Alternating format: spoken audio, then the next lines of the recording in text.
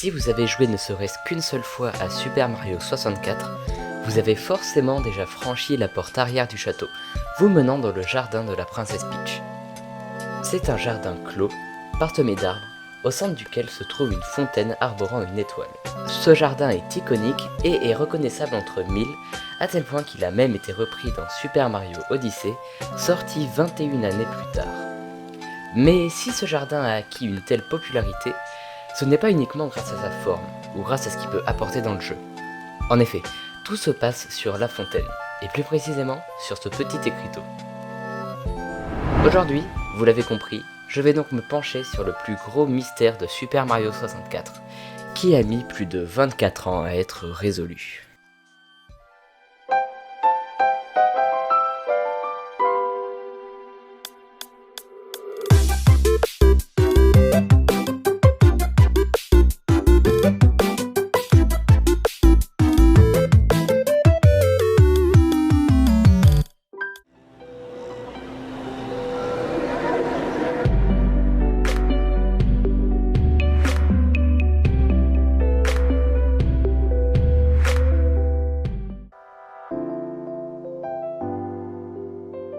Bon, premièrement, posons le contexte.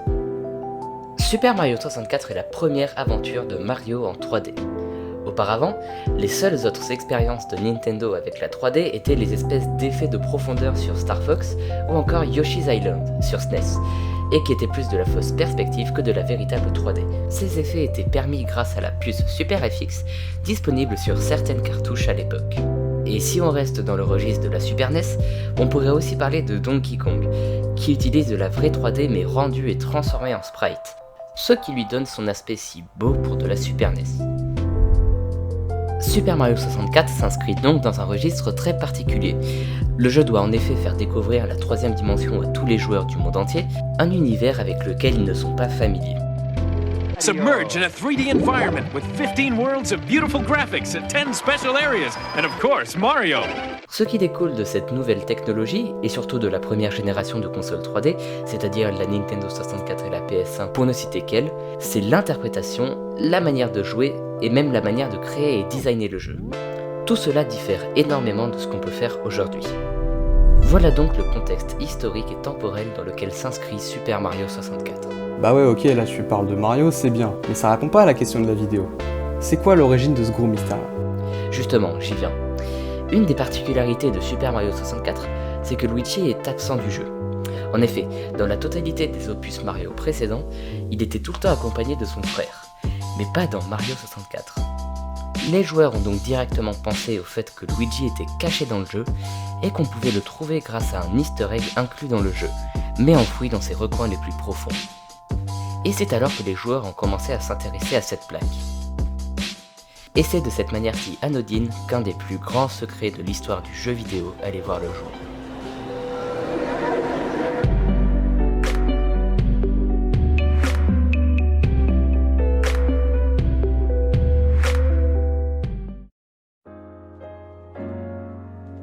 Alors, pourquoi est-ce que cette plaque a autant intrigué les joueurs ? Eh bien parce que de nombreuses personnes semblent y voir inscrits les mots suivants. El Israel 2401.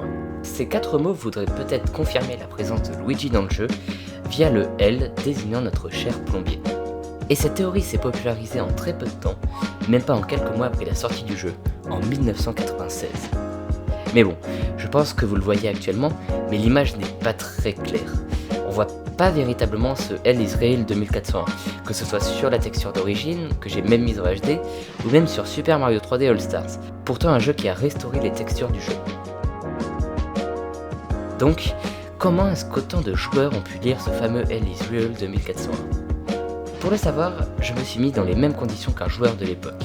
J'ai ressorti ma Nintendo 64, ma manette, j'ai mis le jeu et rien ne se passe. Ah oui, j'ai oublié de souffler dans la cartouche pour enlever les 40 kg de poussière qui se sont mis à l'intérieur. Une fois le jeu lancé, je me suis empressé d'aller jusqu'à l'arrière du château. Et j'ai constaté une fois arrivé que la plaque affichait bel et bien ce fameux El Israel 2401, beaucoup plus nettement que sur Super Mario 3D All Stars. Tout cela étant dû à l'anti-aliasing de la console couplée à la résolution très basse, seulement de la 240p. Donc merci la Nintendo 64 d'avoir des graphismes aussi pourris. Et tu sais que beaucoup de personnes ne voient non pas Hell is Real 2401 décrit, mais plutôt Eternal Star? Ouais, c'est vrai que les deux s'y prêtent plutôt bien, mais pour la suite de la vidéo, on va quand même considérer que la plaque inscrit Hell is Real 2401. Ça facilite le scénario, je vais pas te mentir. Mais il faut savoir que cette texture n'est pas unique à Super Mario 64. Étant donné que le développement du jeu était fait en simultané avec celui de Zelda Ocarina of Time, de nombreux assets se sont retrouvés dans les deux jeux, comme vous pouvez le voir ici. D'ailleurs, ça ne se limite pas qu'à cette plaque. Par exemple, on soupçonne les bâtiments de Wet Dry World de venir directement d'une bêta de Zelda Ocarina of Time. Maintenant, on a une preuve que Hell is Real 2401 est bel et bien inscrit sur cette plaque, même officieusement. On peut donc maintenant traiter les théories liées à cette inscription. C'est la partie la plus intéressante.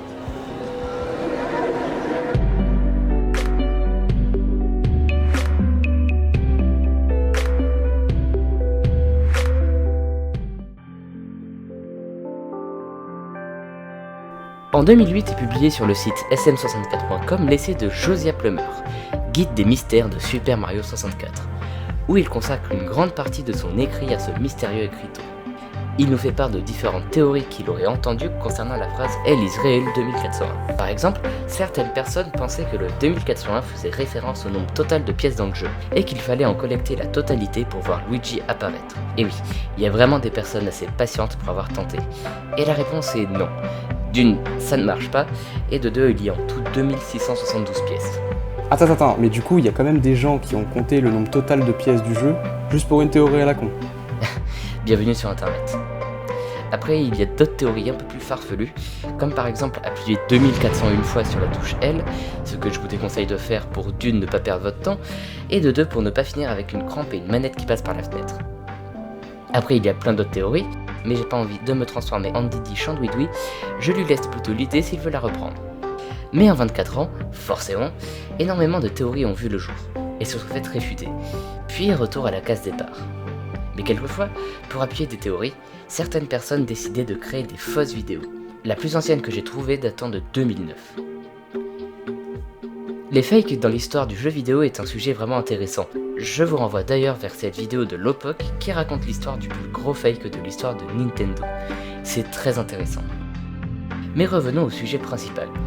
En 2016, un utilisateur du nom de... je ne le prononcerai pas, poste sur le Reddit Retro Gaming une lettre qu'il aurait reçue de la part de Nintendo en 1998 après avoir demandé plus d'informations sur ce fameux Hell is Real. Dans cette lettre, on peut lire que l'inscription Hell is Real serait une blague laissée là par les développeurs, pour faire galérer les joueurs dans leur quête de trouver ce qu'elle veut réellement dire, et qu'au final, elle n'a pas vraiment de sens. D'où le fait qu'on ne sait pas vraiment si c'est véritablement Hell is Real qui y est inscrit.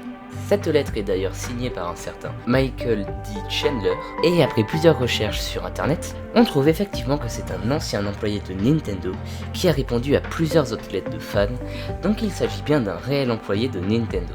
Aussi, la forme de la lettre a l'air similaire aux autres lettres de Nintendo de l'époque, donc on pourrait considérer que c'est une vraie lettre, mais à ce jour on n'a aucune preuve de sa légitimité, c'est donc une théorie à prendre à la légère.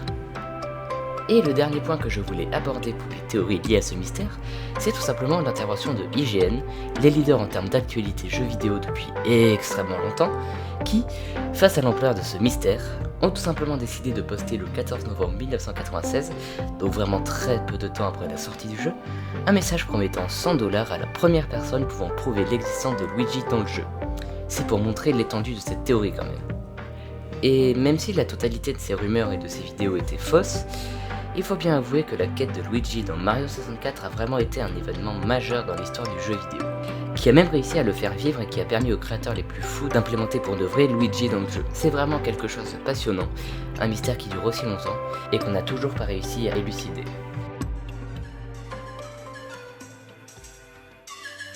Cette phrase, c'est ce que je vous aurais dit si j'avais réalisé cette vidéo un an auparavant. Mais maintenant, je vais vous parler de la résolution de ce mystère, ayant conduit à la découverte de Luigi dans Super Mario 64.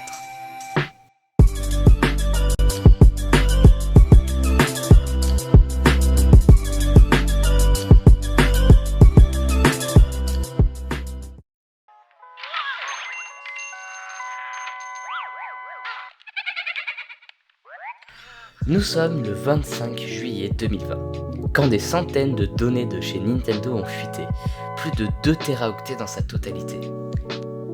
Parmi ces données, le code source de beaucoup de jeux ont leaké, Super Mario Kart, Yoshi's Island, Super Mario World, et ce qui nous intéresse le plus, Super Mario 64, et plus particulièrement un build du jeu dans sa version bêta, appelé alors Ultra 64 Mario Bros. De nombreuses personnes décident alors de travailler et de fouiller de fond en comble ces fichiers utilisés lors du développement de Super Mario 64.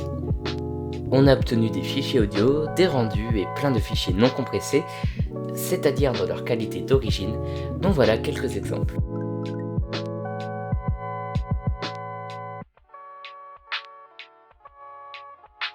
Et, en cherchant de plus en plus, un dossier intitulé Luigi a alors été trouvé. Il n'a fallu pas une seconde de plus pour que les hackers les plus talentueux trouvent d'abord des textures, puis le modèle 3D, et au fur et à mesure du temps, après quelques heures, Luigi a alors été trouvé dans son entièreté, et réintégré dans Super Mario 64.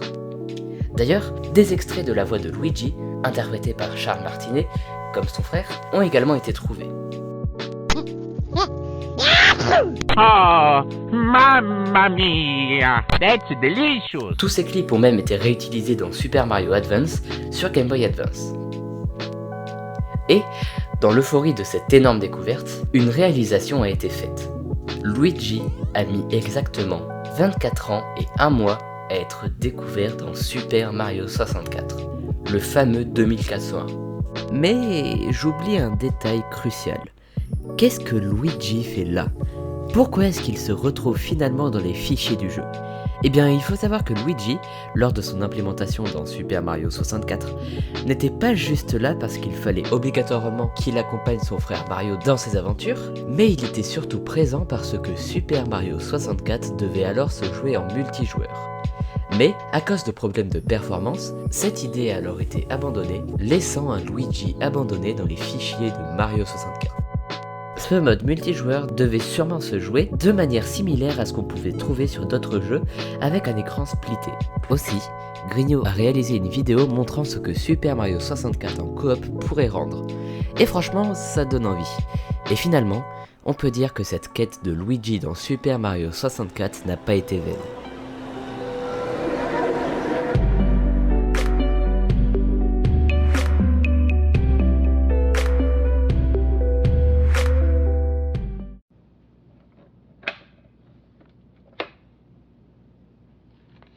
J'aimerais pour finir revenir sur l'essai dont j'ai parlé tout à l'heure. En effet, Josiah Plummer expose quelque chose de très intéressant, avec sa vision de 2008 et le mystère non résolu. Ma logique me dit que ce mystère est le résultat d'un certain chemin de pensée qui a mal tourné, en combinaison avec des rêves pleins d'espoir.